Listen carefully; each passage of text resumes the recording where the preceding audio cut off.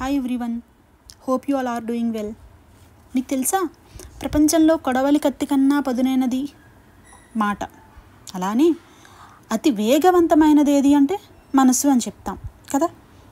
చాలే అమ్మా చెప్పొచ్చావు, కానీ ఇది మాకు ఎప్పుడో తెలుసు అంటారా? అన్నా పర్లేదులేండి, ఎందుకంటే అనేవాళ్ళలో నేను కూడా ఉంటాను. కానీ ఏదేమైనానండి, మనకు తెలుసు కదా, పదునైనది మాట అని, స్పీడ్ అయినది మనసు అని. అలా తెలిసినప్పుడు కొంచెం కాన్షియస్గా ఉండి, అంటే మాట్లాడే తీరులో కానీ చేసే పనిలో కానీ కొంచెం కాన్షియస్గా ఉండి మన మాటని అదుపులో పెట్టుకుని మన మనసుని మన చేతిలో పెట్టుకొని చూడండి. మిరాకిల్స్ జరుగుతాయి అనుకుంటున్నారా? ఏం జరగవు. కాకపోతే కొంచెం ప్రమాదాల నుండి మనం బయటపడవచ్చు, అలానే ఒంటరితనం నుండి కూడా మనం బయటపడవచ్చు.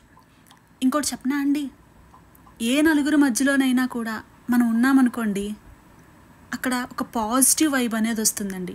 అంతేకాకుండా చాలా ప్లెజెంట్గా ఉంటుంది. ఒకసారి ట్రై చేయండి ఇష్టమైతే. సర్లేండి, చాలా ఎక్కువ చెప్పేసినట్టున్నాను కదా. మళ్ళీ ఇంకో కొత్త మాటతో మీ ముందుకు వచ్చేస్తా. Bye bye.